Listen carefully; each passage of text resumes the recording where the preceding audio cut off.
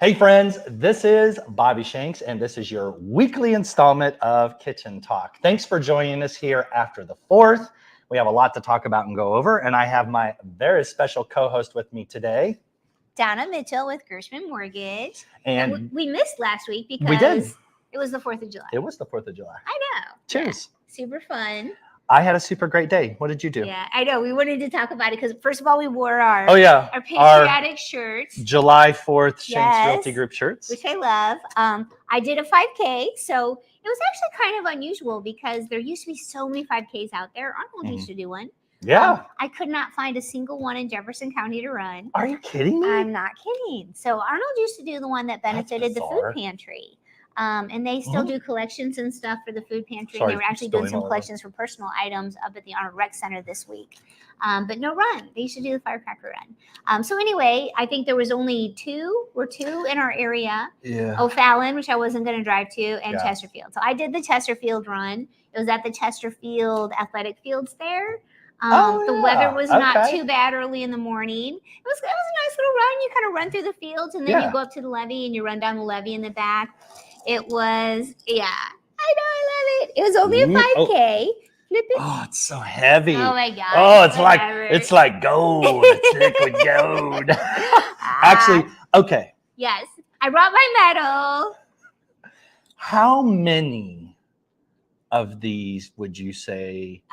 And look, she's super humble and modest, but I've known you a long time. It seems like I see one of these every week.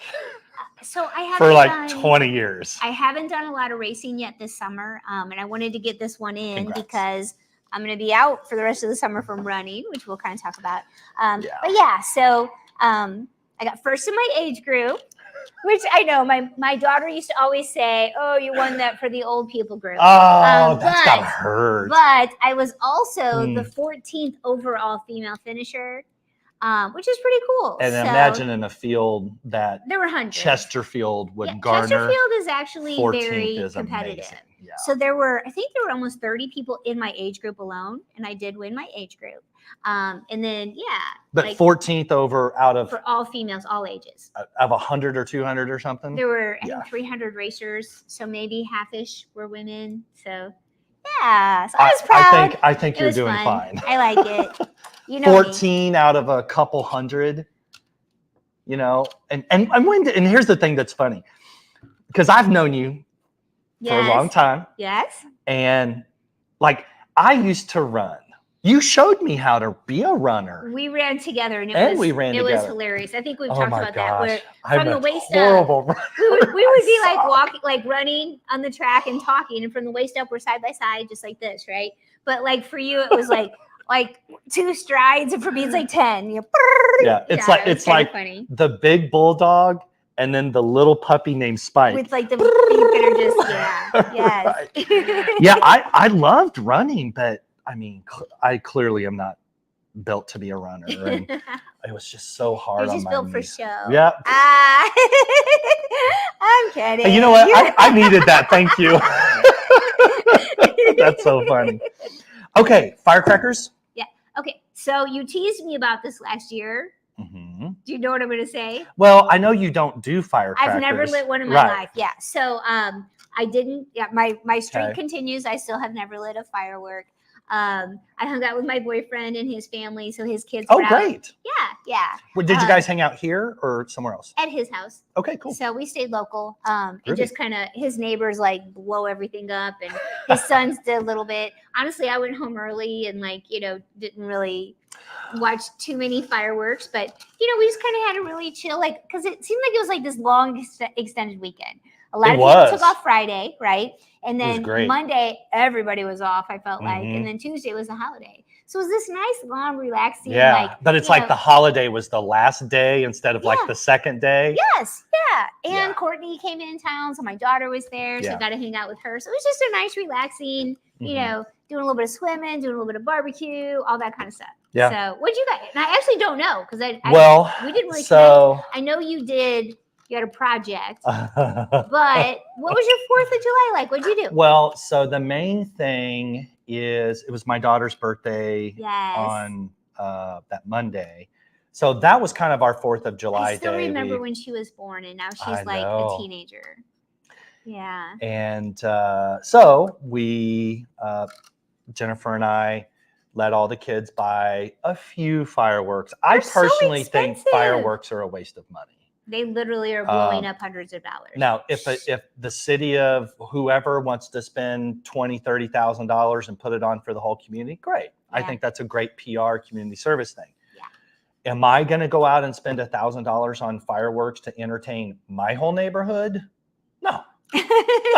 Yeah. No, I mean, I've I'll never come been watch that your person. $1,000 fire. Well, actually, $1,000 firework display is not that big of a It's deal. not going to get you that much. No. No. So, but we kind of did our own thing at home. But the main thing Yeah. that we all worked on was a gazebo. Yes. So our last kitchen talk that we did was at Maria's house in her backyard, and we had talked about outdoor living spaces, and hers was just absolutely amazing. Pool, gazebos, fireplace. I mean, just like everything you could think of, just all right there. But we all have our own little version of that. Yeah. And I know for you, my you outdoor really space like your is outdoor vital. space. Yes, yes. I know that you are that kind of person. And this between April through October, other than when I'm physically asleep, I will spend most of my life outside, which at home means pretty much all of it. Yeah. I'll work out there, I'll cook, take a nap or whatever, and Yeah. I'll do it all outside. It's a big deal to me. But let me tell you about this gazebo. Yes, because I know this was a project. Yeah. And you do everything a little extra. So I know you were kind of so true. improving it. Yeah. To a degree. So here's the deal. You shanksed it. It got shanked. Yes. Tell us your story. Okay. So I had a gazebo at my last house. I remember. And I loved it. Yeah. So I basically am building the exact same gazebo, except it's twice as big and it's 12 foot tall. Okay. And out of the box. Because right away, and it's so funny because we think of things so differently too, right? Right away, I'm like, we had all those bad storms like the last week. How does that fare with storms? Well, because that bigger, because you got the, as you said, canvasy kind of top. I do like to overbuild. Yes. So I will. So this particular gazebo I ordered from Yardistry, which is a Canadian company. Okay. Mostly who sells through Costco, but through a weird chain of events, when I noticed inflation really hitting, and they had already gone up by $200. By the way, from the time I bought my gazebo, which was mid-April, they're $1,000 more. That's insane. On the same website.